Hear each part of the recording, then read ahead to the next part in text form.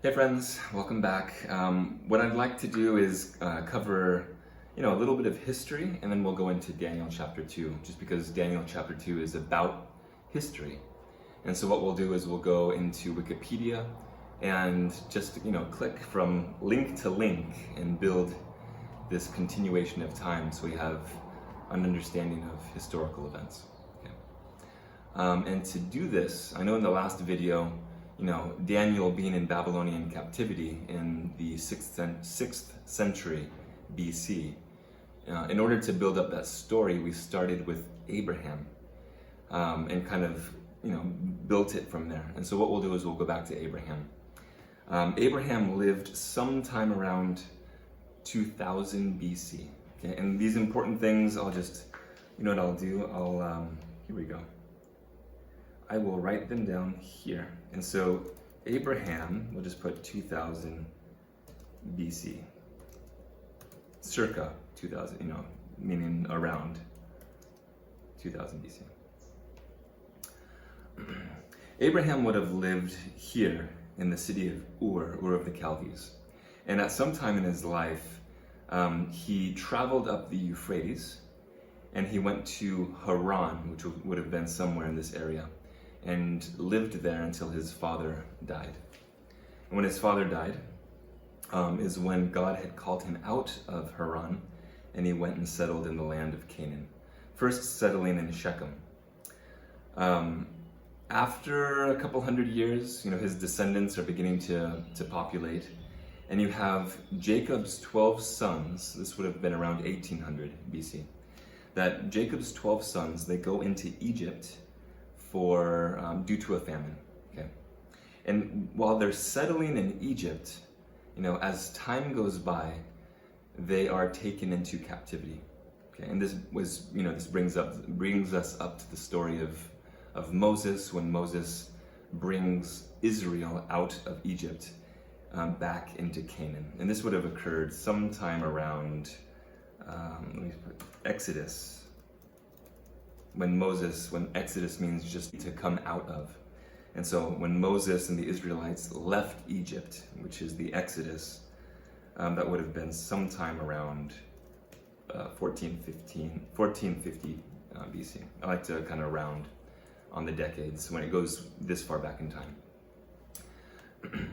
And so by that time, here we have, by the way, it'd just be interesting if you want to look up, the pharaoh that ruled during this time was Tutmosis III, and Hatshepsut was likely the queen that took Moses out of the river, and that's what Moses means. Moses means out of the river. So anyway, back to the story. So here, the Israelites settle in Canaan, okay?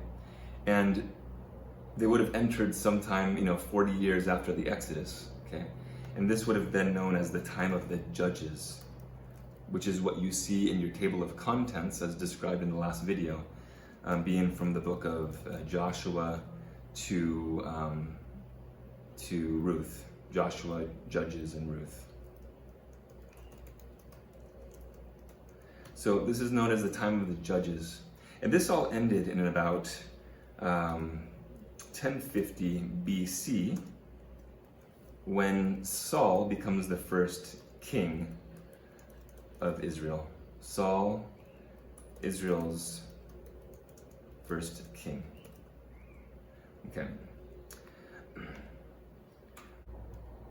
And we said this in the last video, it was under King David that the kingdom was united. And then when King Solomon, his son, had passed away, then the kingdom was divided. And it was divided between his son Rehoboam, and his general Jeroboam. And so that's kind of where our story leaves off, right? So now we are about, this would have occurred sometime around, let's say, circa 930 BC. Okay. So these two kingdoms, right, they spend a couple hundred years fighting against each other. And what eventually happens is the northern kingdom, which was ruled by Jeroboam, Solomon's general, ends up going into captivity because you have Assyria in the north under Sargon II that takes the northern kingdom into captivity in about 722, 721 BC, depending on what record you look at. And that's where I want to start in Wikipedia and look at history. Because what is Assyria? Assyria, was part, as you can see, Mesopotamia, all of this that's in the green. Assyria was part of Mesopotamia. Okay, so was Babylon. So were the Akkadians, the Sumerians, etc. Okay, and so if we go back on this page, here we're going to start with Mesopotamia. As we already mentioned, if you do a Google search, this is the oldest civilization that's known in history. And as we read down here, this is a good place to read. It says, the Sumerians and Akkadians, including the Assyrians and Babylonians, which we had just mentioned, dominated Mesopotamia from the beginning of written history, circa 3100 BC, to the fall of Babylon in 539 BC, which is where our story goes. Babylon was the first empire of the world, the Babylonian Empire. Okay, and as it said here, this one ruled from circa 3100, and that's just, we'll just not make this complicated, okay? Circa 3100 BC until 539 BC. Okay? The reason why Egypt is not mentioned here is because Egypt was never a world power. It stayed within its region. But what we see here is after the fall of Babylon, who was Babylon conquered by? And it was conquered by the Achaemenid Empire, which was the Persian Empire, essentially. And so this was under King Cyrus, which we're going to find in a moment. But I'll just call it sometimes they call it the Medo-Persian Empire, because it was a combination of the Medes and the Persians. Okay, but we'll go into more detail later. And so they began to rule circa 539 BC. But when did their empire fall? Okay, here it says it fell, and we'll go to this empire specifically. But it says that the Persian Empire fell to Alexander the Great in 332 BC. And then after his death, Mesopotamia, became part of the Greek Seleucid Empire. Okay, and we'll go back to that. But let's follow a timeline. So let's go back to the Persian Empire. And here we find that the Persian Empire was, its first ruler, and it's described in the Bible, was Cyrus the Great. Cyrus II of Persia. Okay, an amazing figure. Again, spoken about more in the Bible, but we'll not go to that. And here you see the history of this empire. Okay, and as it says, the conquest here of Babylon in 539, when it really came into power. But then you have the Persian Empire that falls. It says fall to Macedonia, okay, which was to Alexander the Great. If we go to Alexander III, also known as Alexander the Great, how did his kingdom fall? If you look here to the successor, it doesn't really mention a kingdom, and that's because, let's see, Alexander, looking through here, his death, the division of the empire. So if you go to the division of the empire, you see that his empire divided into 4 regions that are outlined in this map.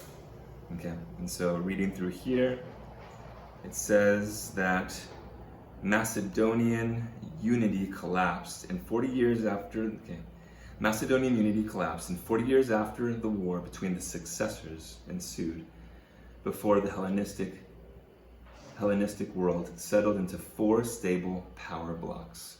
Okay, that's Egypt, Mesopotamia, Central Asia, and Macedon. Okay, and so that's important. And so here we have, remember that we have Persia that falls in approximately 332 BC to Alexander the Great, which I'll put here now, the Greek Empire. And the Greek Empire begins to rule, okay, around this time. But when does the Greek Empire fall?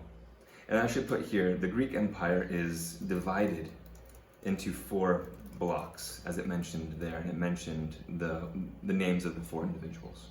Okay. But what happens with these 4 regions? Okay. Now, just to look at it on a map, here we have these 4 regions.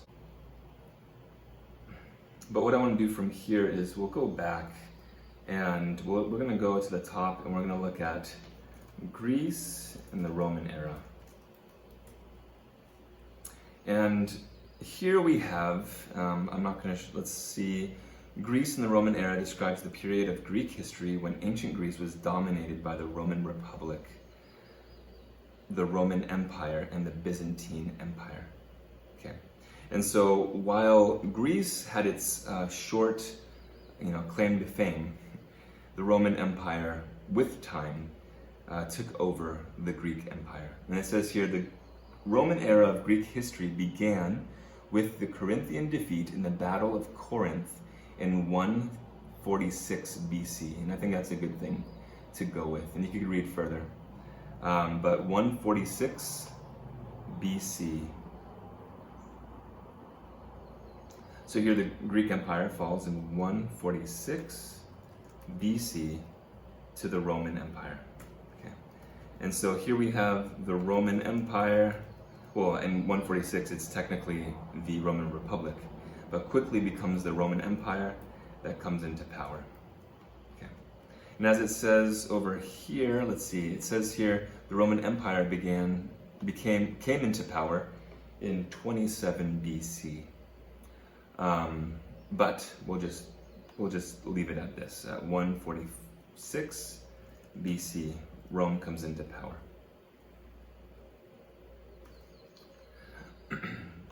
But who takes over Rome? Okay, and so what we have so far is Mesopotamia or Babylon really being the powerhouse for over 1,000 years, from the time of Abraham all the way down to King Nebuchadnezzar of Babylon, and then falling in 539 BC to Cyrus the Great of Persia, or the Achaemenid Empire. Okay. And then, of course, with the Persian Empire, or the Medo-Persian Empire, lasting from 539 BC to 332 BC, where Alexander takes him out. Alexander the Great, he goes as far east as he can, and he conquers the whole then known world.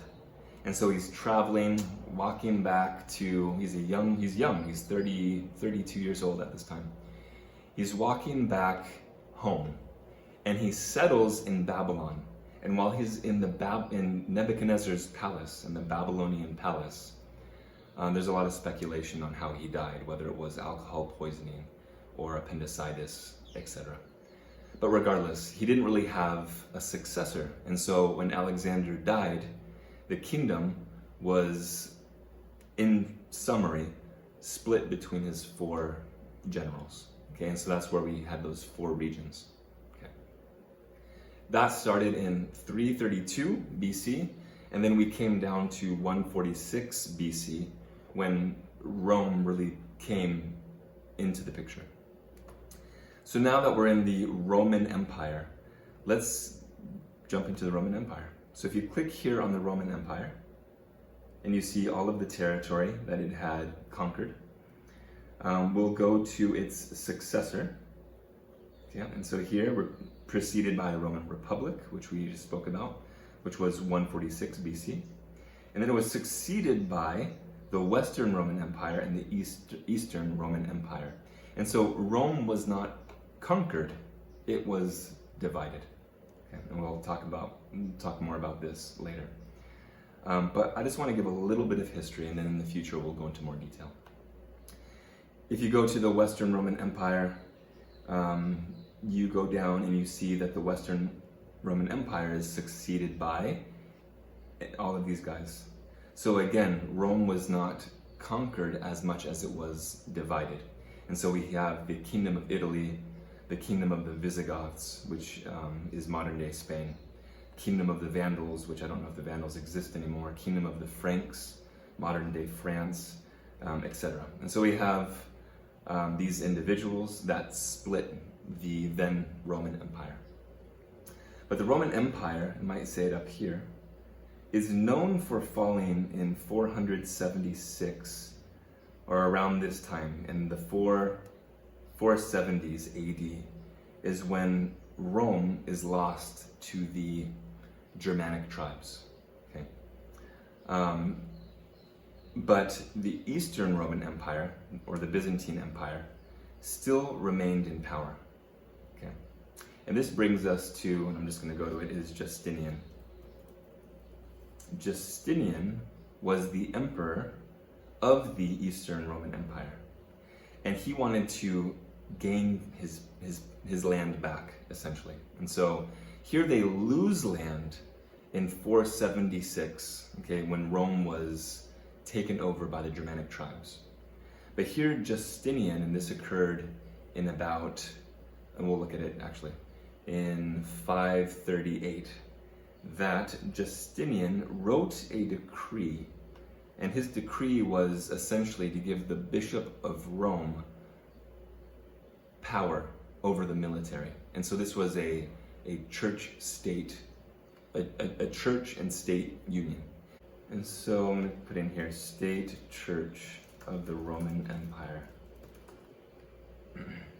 And so here you could read further about the union of church and state with the Roman Empire. If I do Command F and I find, so if I put in here Caesar, okay, there it is. So here we have the Caesar-papism, which is a combination of the words Caesar, which was the emperor of Rome, and papism, which is the king of what is today the Vatican. And so here we have this union of church and state. And so Justinian creates this here. Justinian definitively established this church-state union. And this was really secured in the Siege of Rome, if you read your books, Siege of Rome, in 538. Oh no, that's in the wrong place. So here, Siege of Rome in 538 is when the Eastern Roman Empire really reclaimed the power of the Western Roman Empire. And so my point is that Rome didn't fall. It in fact became stronger because it became a church-state power. And I think that we'll go into more detail in a future video. But here you have, let me go back to this. So what we were creating here is just kind of a timeline of events and the Roman Empire. When did the Roman Empire fall? Roman Empire divided. And it divided into, multiple tribes. Okay. When was the Roman Empire conquered? We'll look at that more in another video. But what I think we can do now is go into Daniel chapter 2. And we'll see a little bit of what we've been looking at in history. All right, now that we've gone over a little bit of history, let's jump into Daniel chapter 2. So Daniel in the Bible, it uses a method called repeat and enlarge. And so it's kind of like, when you go to first grade, you learn 1 + 1 is 2. Okay. Go home for summer break, but when you come back for your second year, the teacher is going to make sure that you remember, what you had learned the previous year. before he or she builds on that.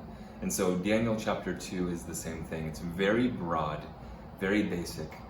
And then as you start to read more of Daniel, it starts to use the method repeat and enlarge. And so it grabs a time frame of history, and then it adds more detail. And so you get a bigger picture and better understanding.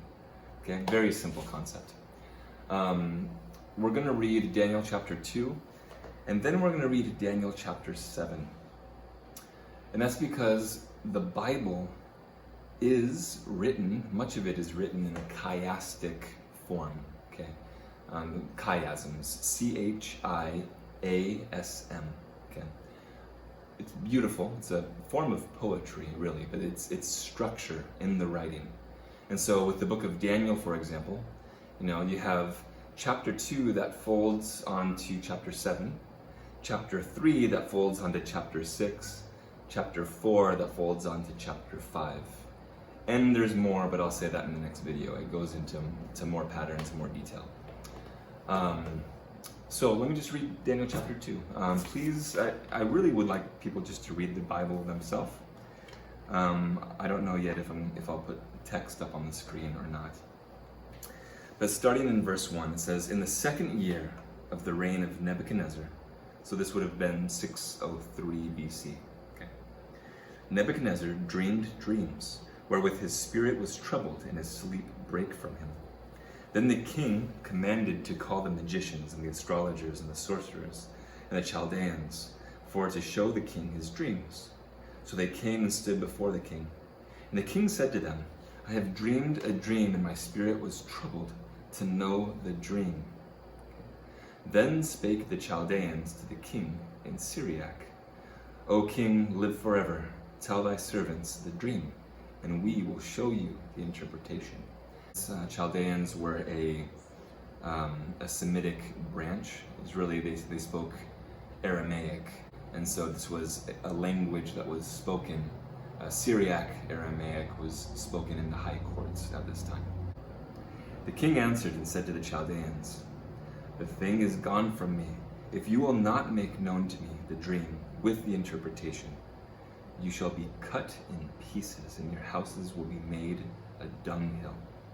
But if you show me the dream and the interpretation thereof, you shall receive of me gifts and rewards and great honor. Therefore, show me the dream and the interpretation thereof." I should have pulled it up on the computer. Nebuchadnezzar, really Nebuchadnezzar II, he was the longest reigning and the most powerful king of the Neo-Babylonian Empire. Just an amazing figure. But let me continue reading. Verse 7, "They answered again and said, Let the king tell his servants the dream, and we will show the interpretation of it. The king answered and said, I know of a certainty that you would gain the time, because you see the thing is gone from me. But if you will not make known unto me the dream, there is but one decree for you. But if you will not make known unto me the dream, there is but one decree for you. For ye have prepared lying and corrupt words to speak before me, till the time be changed.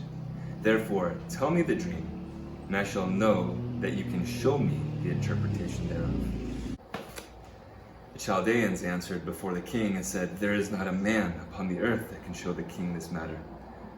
Therefore there is no king, lord, nor ruler that asks such a thing of any magician, astrologer, or Chaldean. And it is it's a rare thing that the king requireth, and there is none other that can show it before the king, except the gods, whose dwelling is not with flesh." I just want to make one little comment here for Christians. I like that he says that. It says, here the Chaldeans don't believe that God can dwell in the flesh. And we all know the Bible verse, Emmanuel, God with us. Which doesn't really necessarily mean that he dwells in the flesh. I think the verse that more pulls out of Christ being in the flesh is 1 John chapter 4. Chapter 4, verse 3. "Every spirit that confesses not that Christ is come in the flesh is not of God. And this is the spirit of Antichrist." And so, not believing that Christ can dwell within you in the flesh, is the spirit of Antichrist.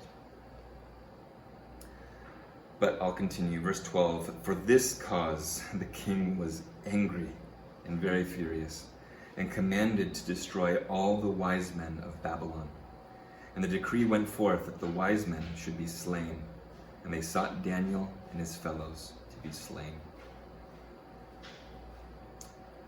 Then Daniel answered with counsel and wisdom to Arioch, the captain of the king's guard, which was gone forth to slay the wise men of Babylon. I like that.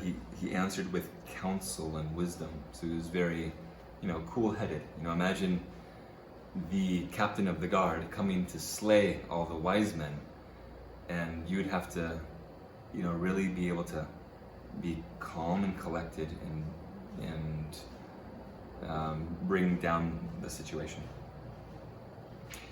Verse 15, he answered and said to Arioch, the king's captain, why is the decree so hasty from the king?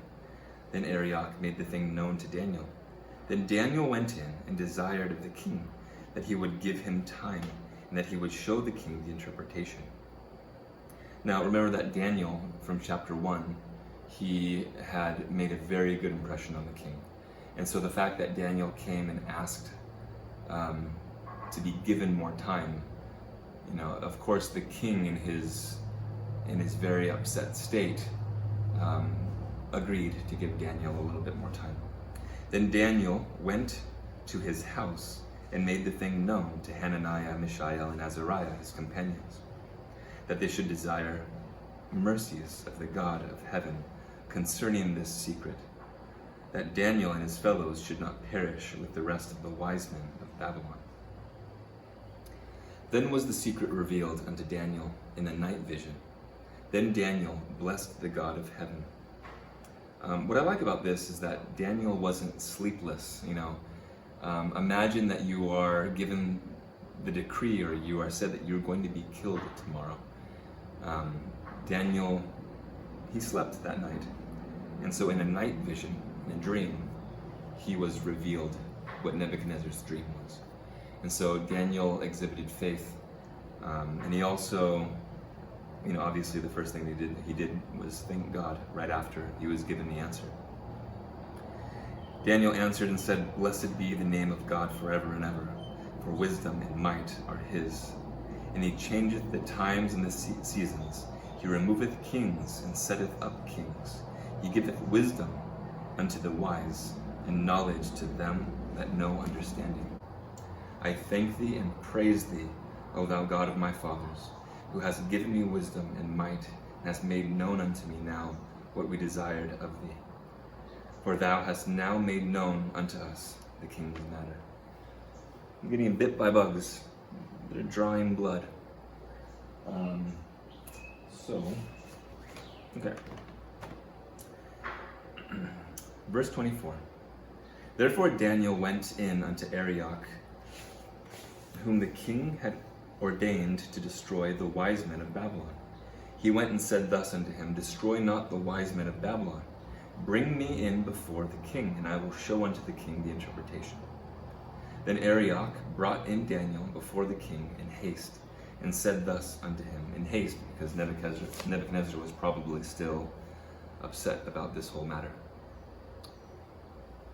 I have found a man of the captives of Judah that will make known unto the king the interpretation. So remember, Daniel was from the kingdom of Judah, the southern kingdom. The king answered and said to Daniel, whose name was Belteshazzar in the Babylonian tongue, art thou able to make known unto me the dream which I have seen, and the interpretation thereof? Daniel answered in the presence of the king and said, the secret which the king hath demanded cannot the wise men, the astrologers, the magicians, the soothsayers show unto the king. But there is a God in heaven that revealeth secrets, and maketh known to King Nebuchadnezzar what shall be in the latter days. Okay, so there you have it in verse 28. You can highlight that. This dream is about, and we already said it, it's a timeline of history. And so what shall be in the latter days? Thy dream and the visions of thy head upon thy bed are these. As for thee, O king, thy thoughts came into thy mind upon thy bed, what should come to pass hereafter. And he that revealeth secrets maketh known unto thee what shall come to pass. But as for me, the secret is not revealed to me, for any wisdom that I have more than any living, but for their sakes that they shall make known the interpretation to the king, and that thou mightest know the thoughts of thy heart. So obviously Daniel gives all the credit and glory to God. Okay, verse 31 is where we begin with the dream. Thou, O king, sawest, and behold, a great image. This great image, whose brightness was excellent, stood before thee, and the form thereof was terrible. This image's head was of fine gold, his breasts and his arms of silver, his belly and his thighs of brass, his legs of iron, his feet part of iron and part of clay. Thou sawest till that a stone was cut out without hands, which smote the image upon his feet, that were of iron and clay, and brake them to pieces. Then was the iron, the clay, the brass, the silver, and the gold broken to pieces together, and became like the chaff of the summer threshing floors. And the wind carried them away, that no place was found for them. And the stone that smote the image became a great mountain and filled the whole earth. So here in verses 32 through 35, we have the dream that's described to us. What I want to do is read 36 and just finish the chapter. I'll try not to make too many comments, and then we'll go back to the text. Okay. In verse 36, Daniel says, "This is the dream." Notice he doesn't ask if it's the dream. He says, "This is the dream. And we will tell the interpretation thereof before the king. Thou, O king, art a king of kings, for the God of heaven hath given thee a kingdom, power, and strength, and glory. And wheresoever the children of men dwell, the beasts of the field and the fowls of the heaven hath he given into thine hand, and has made you ruler over all of them. You are this head of gold." Okay. So the Bible is its own interpreter. And so here we have the first piece of the puzzle. Right? So we have this statue, this image, and Daniel says, "You, Nebuchadnezzar, the kingdom of Babylon, Mesopotamia, you are this head of gold. Okay. And after thee shall arise another kingdom inferior to thee." There's a hint, but we'll have more hints in Daniel chapter 7 and Daniel chapter 8. "And another third kingdom of brass, which shall bear rule over all the earth. And the fourth kingdom shall be strong as iron. For as much as iron breaketh in pieces and subdueth all things, and as iron that breaketh all these, shall it break in pieces and bruise. And whereas thou sawest the feet and toes, part of potter's clay, part of iron, the kingdom shall be divided, the fourth kingdom shall be divided. But there shall be in it of the strength of the iron, for as much as thou sawest the iron mixed with miry clay. And as the toes of the feet were part of iron and part of clay, so the kingdom shall be partly strong and partly broken. And whereas thou sawest iron mixed with miry clay, they shall mingle themselves with the seed of men, but they shall not cleave one to another, even as iron is not mixed with clay. And then in the days of these kings shall the God of heaven set up a kingdom, which shall never be destroyed, and the kingdom shall not be left to other people, but it shall break in pieces and consume all these kingdoms, and it shall stand forever.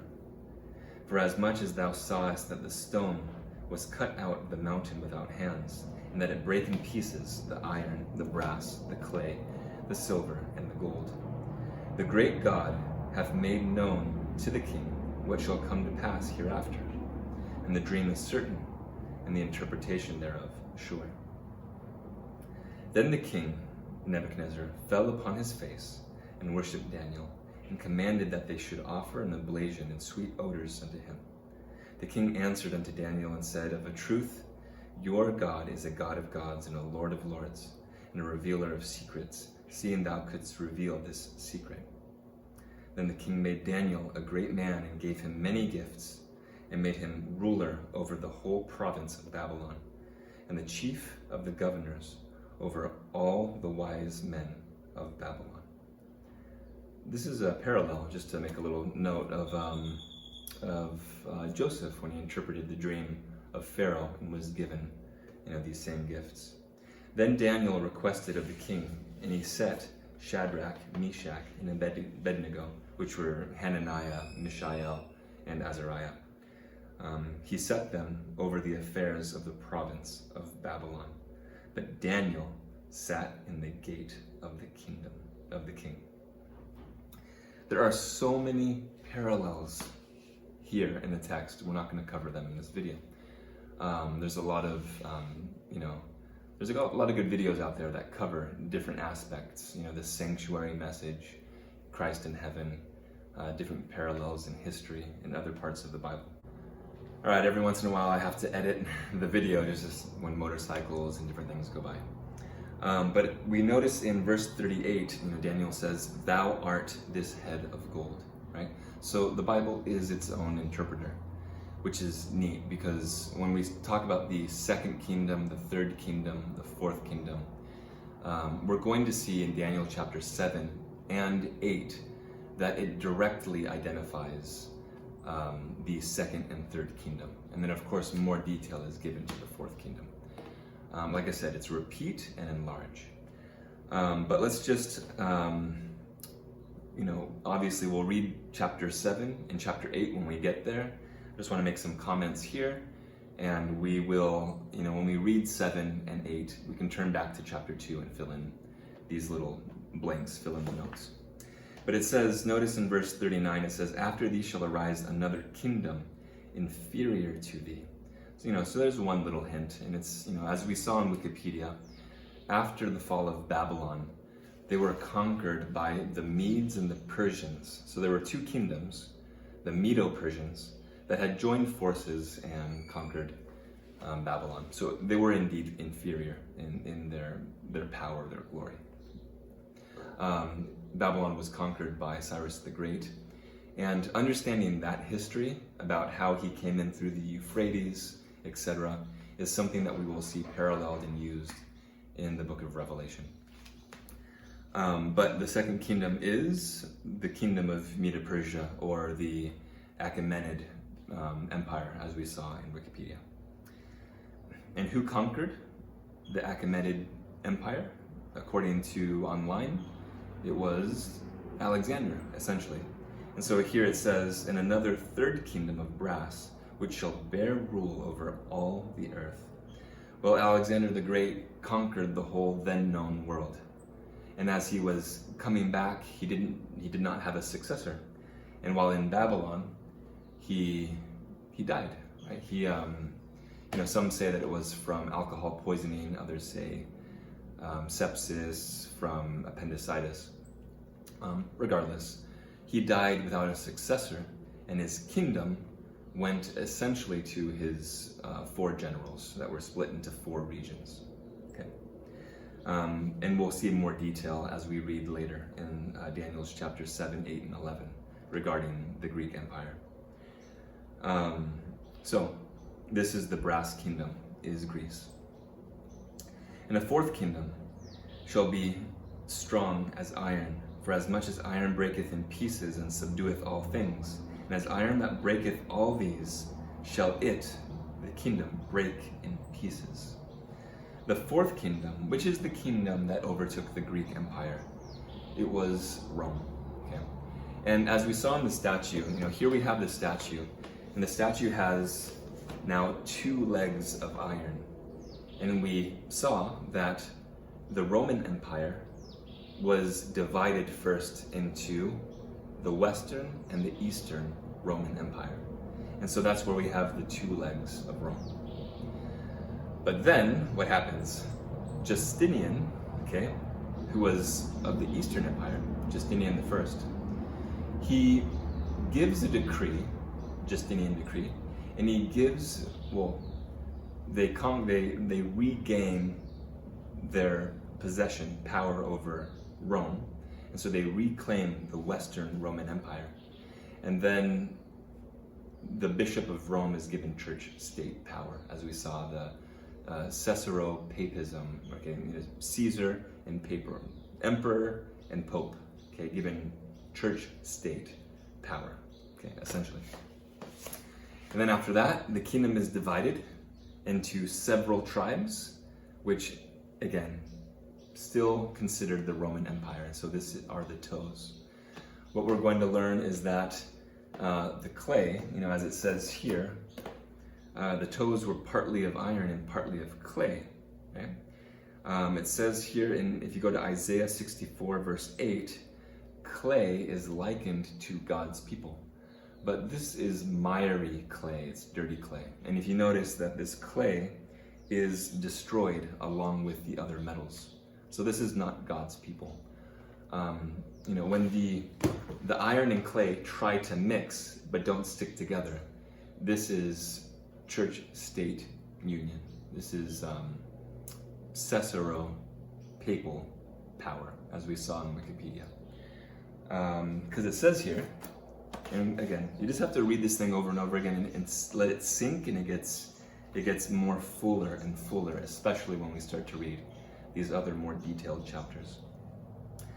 And it says, whereas thou sawest iron mixed with miry clay, they shall mingle themselves with the seed of men, but they shall not cleave one to another.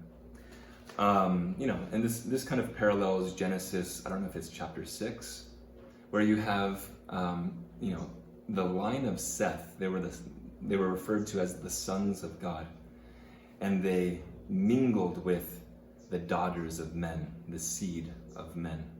And so we know that when you have believers mix with non-believers, it doesn't work. And there are a lot more parallels in the Bible of this fact.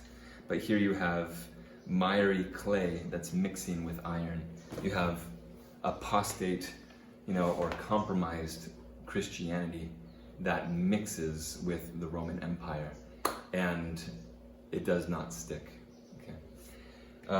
This will become, more clear, make more sense as we continue into the next video.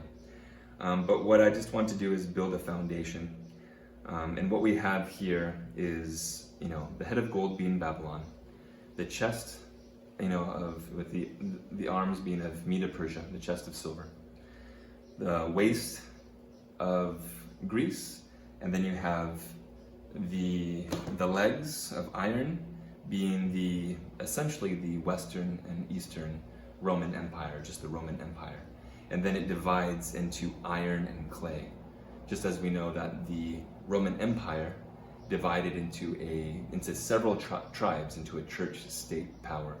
We'll actually see that further. We can look up, Charlemagne. A lot of people might have heard that name, who was given power over church and state, and gave the Pope of Rome more power under the donation of Pepin. Charlemagne's father's name was Pepin. Anyway, we can go into more of that, but the Roman Empire is described here by the legs of iron and into the feet of iron and clay. Where does the United States fit into this? Where does modern day, where are we now? Just wait a little bit and we'll get into that. It's very clear, and the Bible is very clear. It's its own interpreter. I think I'll stop there, and if I forget anything, it'll just be good for the next video. Okay, I think this is enough information as it is. Thanks guys for watching, and until next time.